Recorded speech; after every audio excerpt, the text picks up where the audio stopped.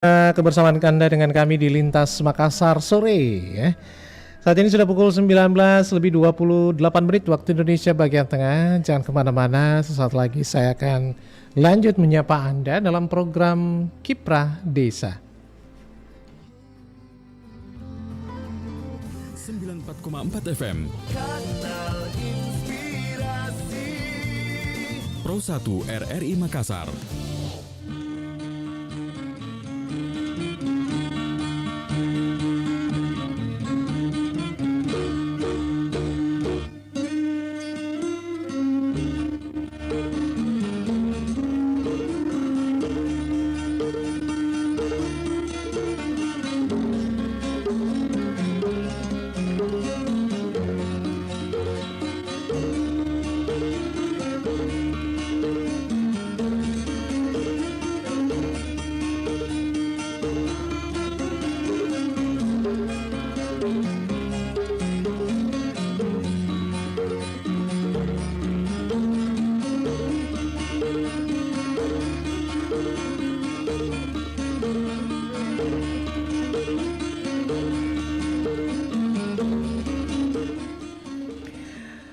Baik, Assalamualaikum warahmatullahi wabarakatuh. Selamat malam pendengar dimanapun Anda berada.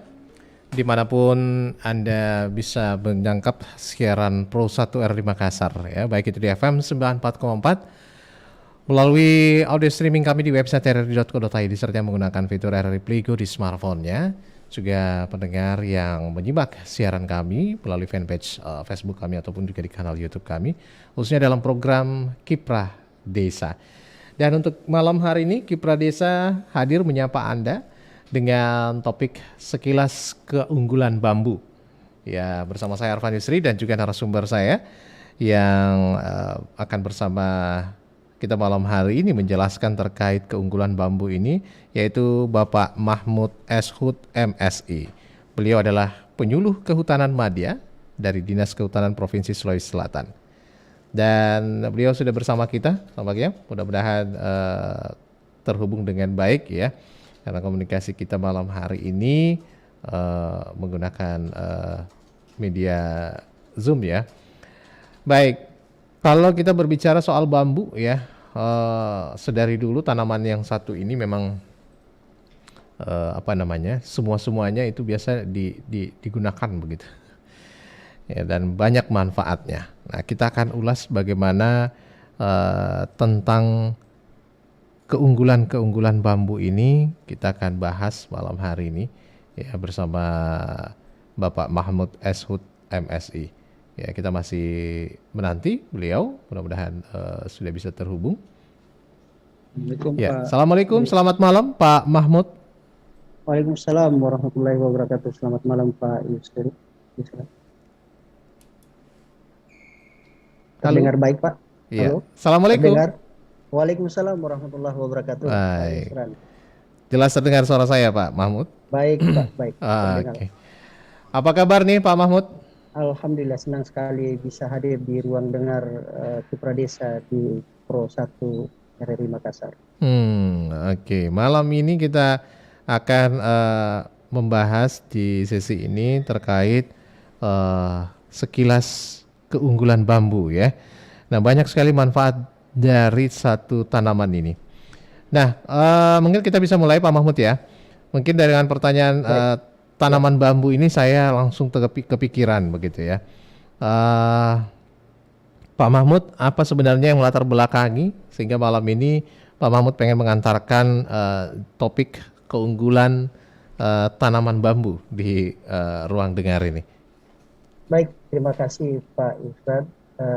Pemirsa Pro 1 RRI yang budiman, senang sekali pada kesempatan malam hari ini bisa hadir di tempat ini menjelaskan. Yang melatar belakangi saya dalam rangka mengambil judul sekilas keunggulan bambu. Pertama adalah tanaman bambu merupakan tanaman jenis rumput-rumputan dengan rongga dan luas pada batangnya, merupakan tanaman endemik di daerah ini dan memiliki nilai ekonomis yang tinggi. Bambu digunakan dalam berbagai keperluan masyarakat Sulawesi Selatan untuk konstruksi peralatan rumah tangga, dan kelengkapan ritual budaya. Bambu dengan tunas yang banyak, tumbuh cepat, sangat cocok digunakan sebagai alternatif dan pemberdayaan ekonomi masyarakat di daerah. Kedua, kebutuhan akan tanaman bambu yang sangat besar untuk kepentingan ekonomi, sementara kurangnya upaya budidaya tanaman bambu membuat bambu semakin menjadi tanaman yang langka di Indonesia. Ketiga, secara ekologis, tanaman bambu dengan perakaran yang rapat sangat baik untuk rehabilitasi lahan, mencegah terjadinya longsor, menyimpan air tanah, meningkatkan konservasi air, penghasil oksigen yang tinggi, dan memiliki nilai estetika yang tinggi, Pak Yusran. Mungkin ini yang melatar belakang saya pada kesempatan malam hari. Baik, ada 3 akar masalah ya, tanaman bambu, ini tanaman jenis rumput-rumputan, kemudian kebutuhan sendiri dan juga secara ekologis ya. Nah, kemudian kalau manfaatnya nih ya, kita ke manfaat dulu nih terkait tanaman bambu. Kalau mungkin saya tadi mengantarkan dengan banyaknya manfaat dari tanaman ini.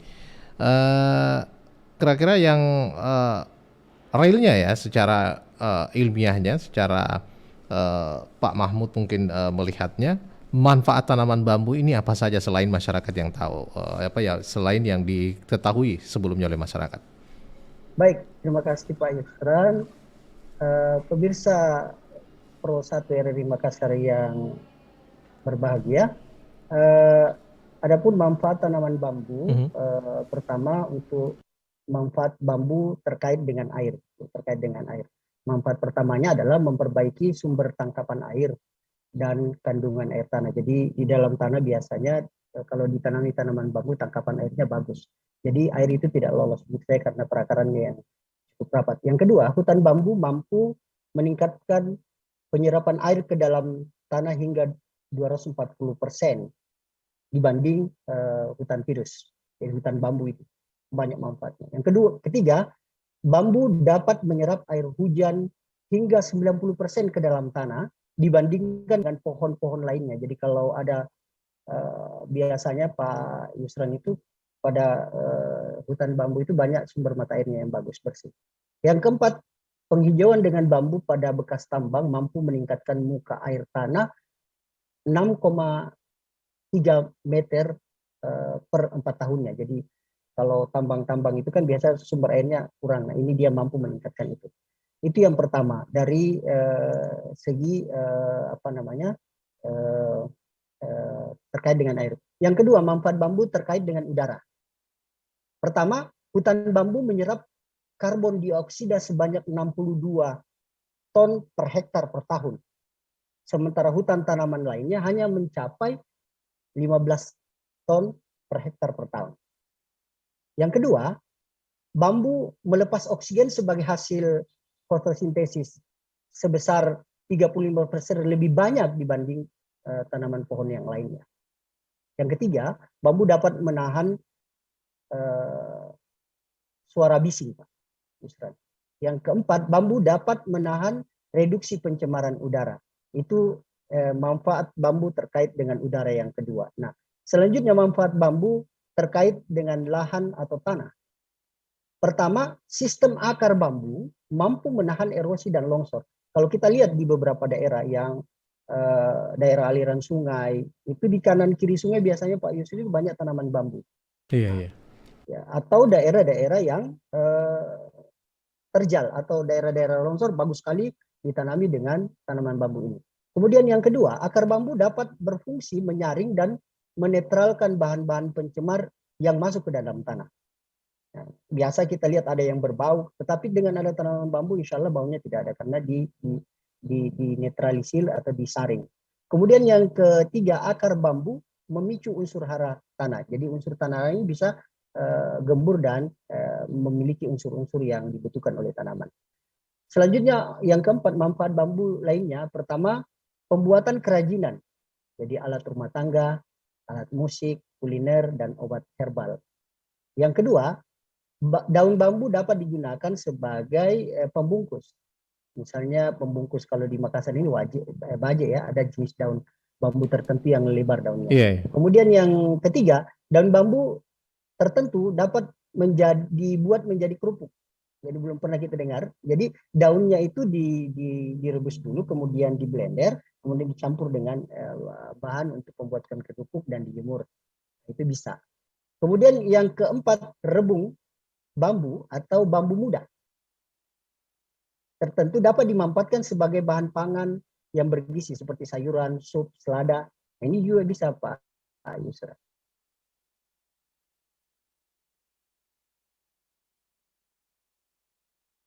Kemudian yang kelima, bambu dapat dibuat bahan baku perlakuan khusus dapat sebagai pengganti baja.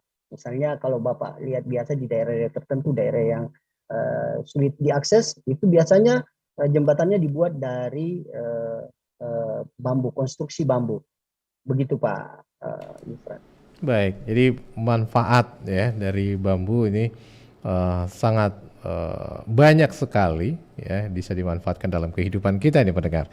Nah, dan mungkin kalau ada manfaat tentunya menunjukkan bahwa bambu ini salah satu tanaman yang punya keunggulan. Nah, kalau keunggulannya mungkin bisa dijelaskan lagi juga nih Pak Mahmud, bagaimana kita mengenal keunggulan dari bambu itu sendiri. Baik, pemirsa Pro 1 yang budiman, kita lihat bambu di Indonesia, mungkin di Sulawesi Selatan ini sangat dekat dengan masyarakat kita, dan masyarakat kita sangat jarang yang mau membudidayakan ini. Nah, tentu keunggulan bambu pertama, dia multiguna, banyak kegunaannya sebagai bahan bangunan, souvenir, mebel, alat musik, bahkan obat-obatan.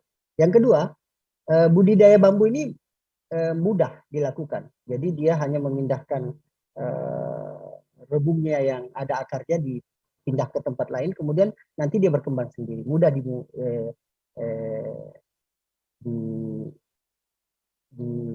dibudidayakan.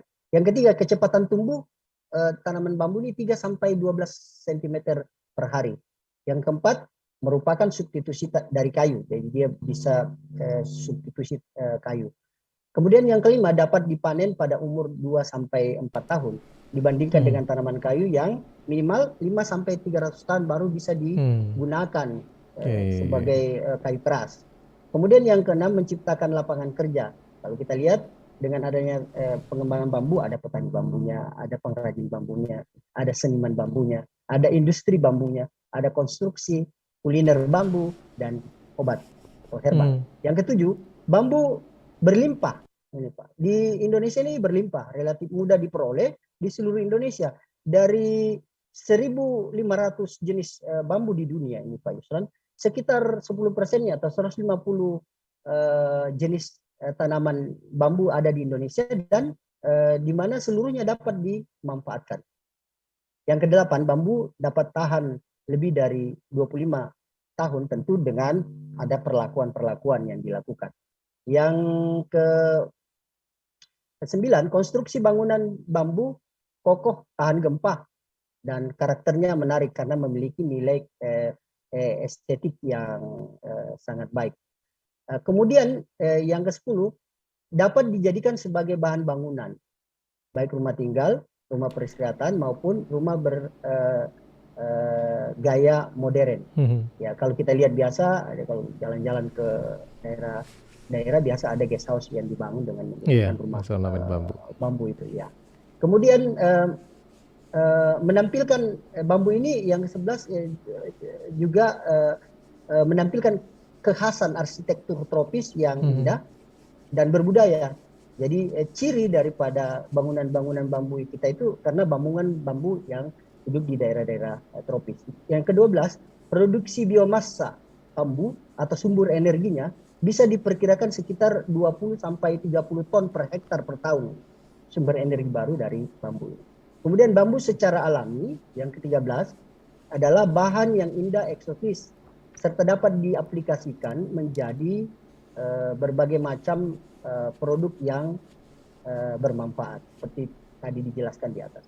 14 jenis bambu tertentu dapat ditanam sebagai pagar pembatas yang sangat kokoh dan sulit ditembus. Ini biasanya Pak Yusri ditanam di daerah-daerah bambu itu biasa saya ceritakan di awal, ditanam di kanan kiri sungai biasanya kalau dulu-dulu itu. Makanya di kanan kiri sungai itu tidak ada yang terkikis Pak Yusri karena bambu itu.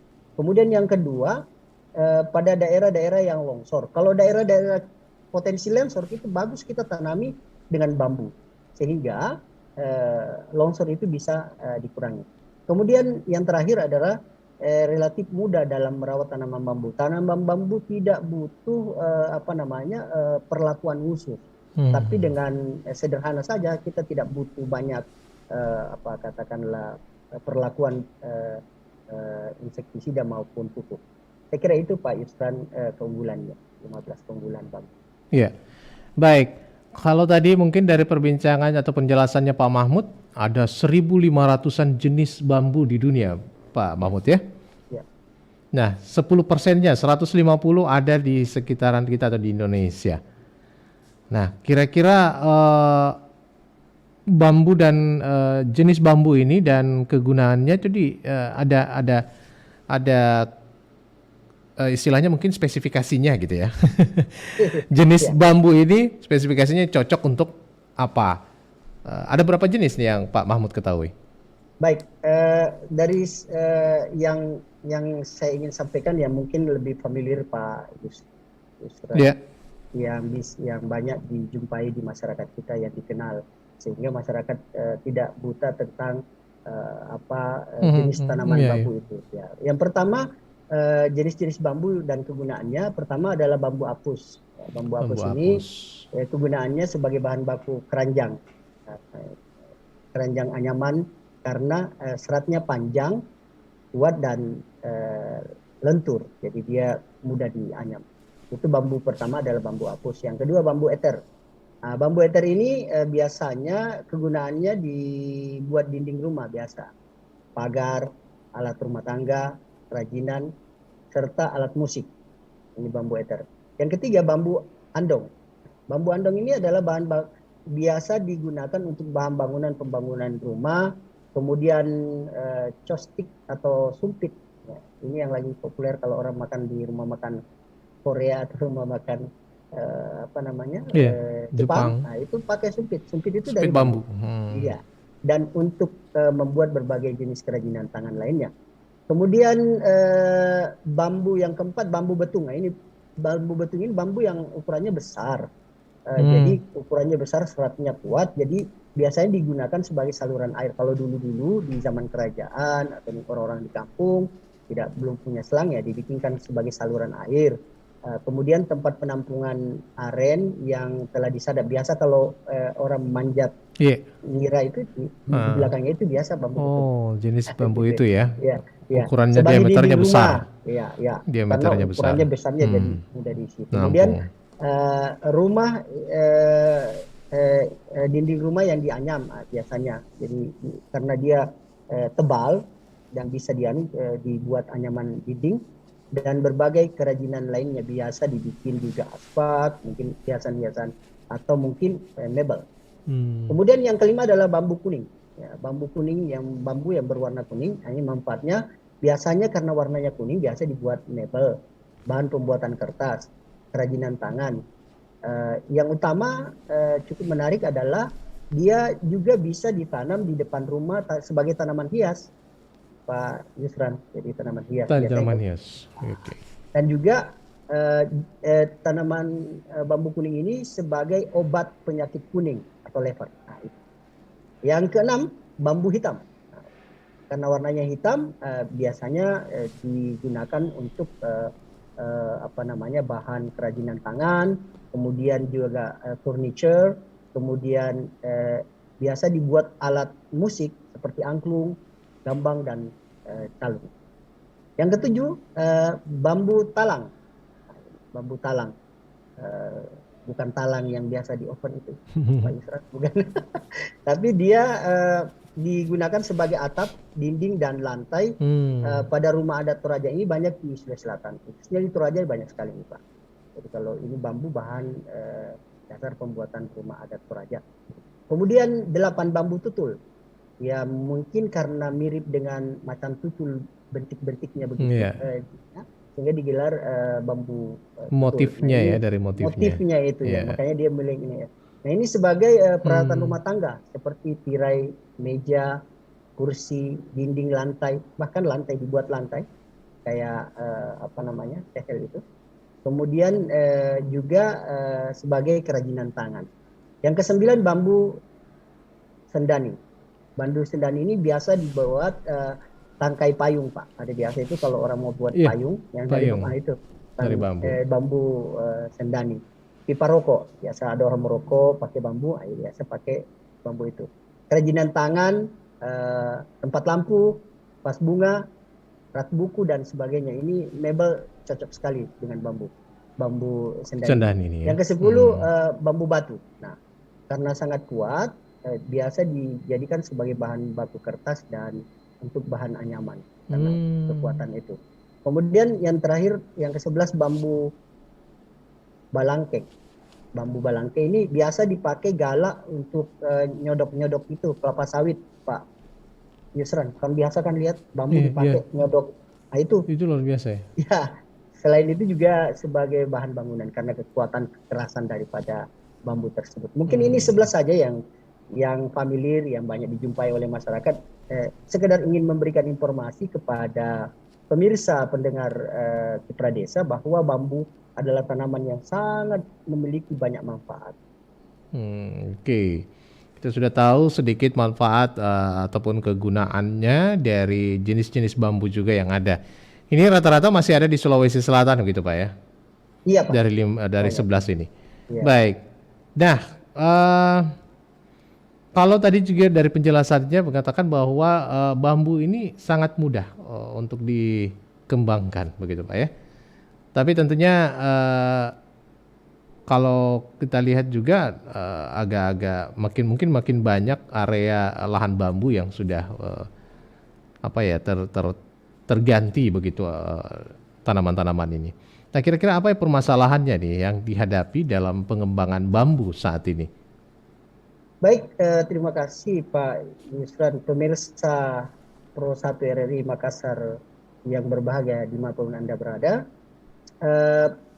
Memang permasalahan pengembangan bambu ini banyak kita jumpai sehingga ini tidak bisa berkembang dengan baik dan tidak diminati, maka kesempatan ini kita sampaikan. Jadi permasalahan itu dari aspek pertama, aspek kebijakannya. Permasalahannya adalah kebijakan belum terintegrasi, Pak, antara sektor. Jadi pengembangan bambu ini tidak didorong sebagai kebijakan andalan, bagi komoditi andalan lah begitu. Jadi mulai dari hulu hingga hilir ini tidak terintegrasi. Yang kedua, permasalahan kedua, perhatian dari pemerintah dan swasta itu kurang, Pak. Karena itu tadi belum tersedia dalam bahan bakunya, dalam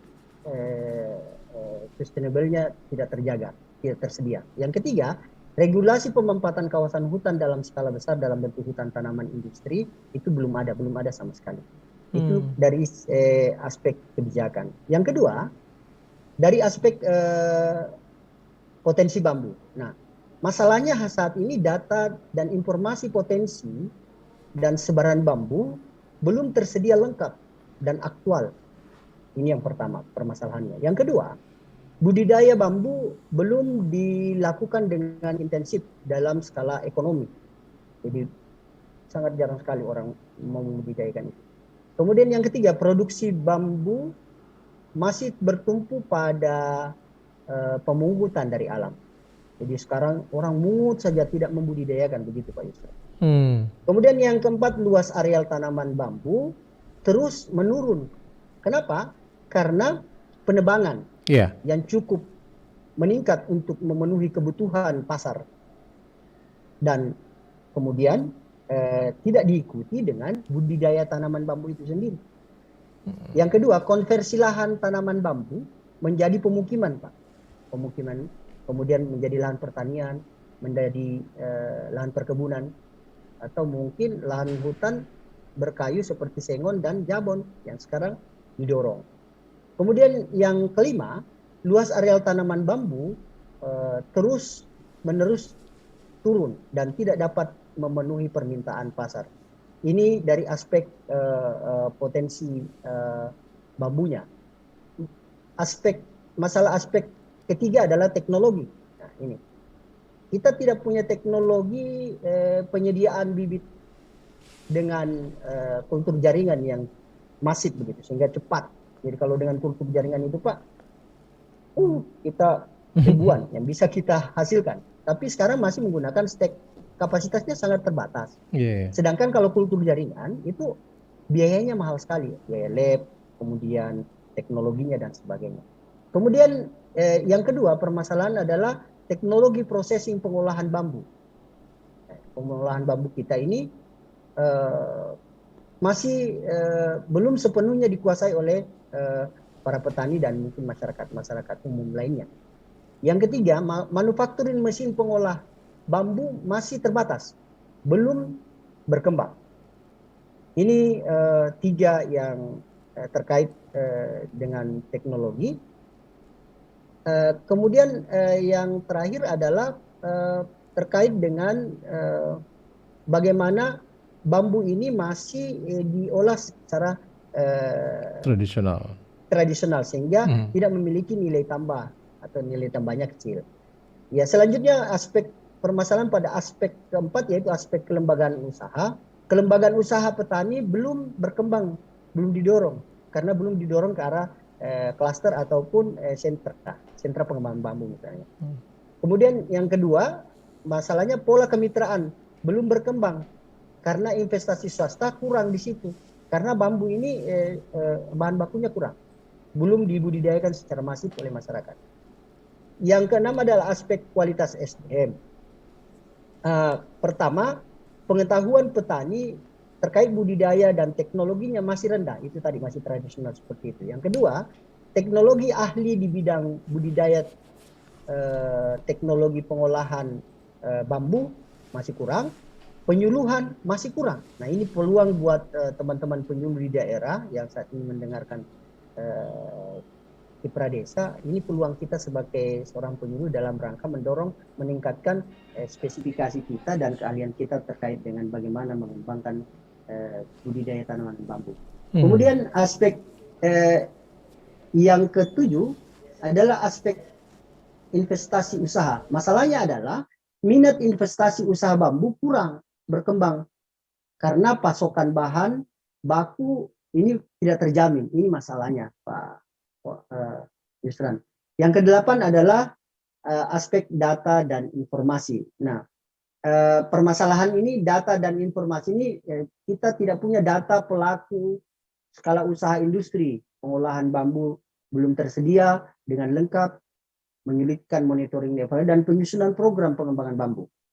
Yang kedua, data potensi lahan untuk penanaman dan investasi tanaman bambu ini juga masih belum mendukung. Kemudian yang ketiga, kelembagaan usaha di tingkat petani belum dikembangkan atau didorong ke sentra produksi atau katakanlah sentra skala menjadi daerah klaster pengembangan bambu. Yang terakhir, permasalahannya ada investasi swasta belum berkembang sehingga pola kemitraan usaha petani dengan swasta belum berkembang juga. Mungkin ini 8 aspek dan permasalahannya khususnya di tanaman bambu ini, Pak. Baik. Jadi masih cukup banyak ya permasalahan untuk pengembangan tanaman bambu ini sendiri begitu Pak ya? Iya Pak. Iya, nah, banyak sekali pelajaran. Kalaupun mungkin tadi dikatakan pemuliaan ataupun juga bagaimana pembibitan atau pengembangan bambu ini, kira-kira untuk penyediaan bibitnya sendiri atau bibit tanaman bambu ini sendiri itu bisa dilakukan sendiri atau pengembangan tersendiri, Pak? Baik, pemirsa pendengar Pro 1 RRI Makassar yang berbahagia, bambu ini memang perlu kita dorong saat ini Pak Yusran. Kenapa ini perlu kita dorong? Karena bambu ini karena manfaatnya cukup banyak, cukup familiar dengan kita, mudah kita lakukan, maka tentu teknologi budidaya pemuliaannya juga perlu didorong. Ya, jadi dapat dilakukan dengan 3 cara. Pertama, pengembangan penyediaan bibit kultur jaringan. Kultur jaringan ini butuh investasi yang besar, teknologi yang tinggi dalam rangka membuat kultur jaringan ini. Jadi dia juga punya hasil pembibitan yang cukup banyak. Nah, tentunya ini butuh finansial yang cukup besar. Yang kedua adalah bagaimana kita membudidayakan bambu ini dengan stek batang dan stek cabang. Jadi cabangnya dipotong, batang-batangnya itu dipotong dan dijadikan sebagai perbanyakan tanaman baru potensial sebagai sumber tunas dan akar. Jadi biasanya itu dia dibuatkan gundukan, seperti kalau kita membuat pembibitan mangga itu ditanam kalau Pak Yusri ya, tapi dia ditancap di bedengan itu, nanti keluar akar baru kemudian dipindahkan ke polybag. Yang ketiga stek rizoma atau rumpang akar yang mampu memberikan pertumbuhan tunas sebagai tanaman baru. Jadi dia dipindahkan dalam bentuk akar, jadi akarnya dipindah. Itu bisa langsung ditanam Pak di di lubang atau mungkin di lahan-lahan kritis. Baik. Ya itu mungkin. Ya. Baik, sebelum kita akhirnya karena tidak terasa nih ya kebersamaan kita malam hari ini Pak Mahmud, hampir lagi nih usai. Tapi padahal saya masih pengen banyak tahu juga nih soal bambu. Nah mungkin bagaimana harapan atau arah kebijakan pengembangan bambu ini ke depannya agar bambu ini bisa tersedia begitu ke depan atau di masa depan ini akan ada terus. Nah, apa harapannya Pak Mahmud? Ya, baik. Bagaimana agar bambu ini bisa berkembang dengan pesat dan kemudian di semua daerah bisa dikembangkan? Pertama, arah pengembangan bambu ke depan ini, pertama pemerintah menetapkan bambu ini sebagai unggulan nasional dalam mendorong pengembangan usaha melalui sentra bambu dan klaster bambu. Yang kedua, pengembangan SDM dan pemberdayaan masyarakat melalui pelatihan dan penguatan kelembagaan. Yang ketiga, pengembangan regulasi pemanfaatan kawasan hutan untuk bambu. Jadi perlu ada Permenka atau regulasi yang mendukung itu. Kemudian yang keempat, pengembangan kelembagaan dan peraturan perundang-undangan melalui tentang HBK bambu. Kemudian menyediakan data dan informasi potensi, kemudian pengembangan penelitian dan teknologi, kemudian perluasan tanaman bambu pada areal kritis, areal penggunaan lain dan di luar kawasan hutan, ditanami bambu, kemudian pencegahan konversi lahan bambu. Jadi diusahakan lahan bambu itu tidak dikonversi. Kemudian 9, mendorong industri pengolahan bambu. Dan yang ke-10, melakukan konservasi jenis bambu atau pelestarian bambu di setiap daerah. Yang ke-11, pemanfaatan bambu untuk penanganan lahan kritis. Lahan kritis itu pada daerah yang rawan longsor dan kanan kiri daerah aliran sungai. Mungkin itu harapan kami. Itu harapannya Pak Mahmud ya. Baik. Nah, demikian pendengar, pemirsa Kiprah Desa. Hanya waktu juga yang harus membatasi perjumpaan kita bersama Pak Mahmud di kesempatan malam hari ini untuk menambah wawasan kita tentang apa dan bagaimana pemanfaatan hasil hutan bukan kayu nih ya kali ini terkait pemanfaatan bambu.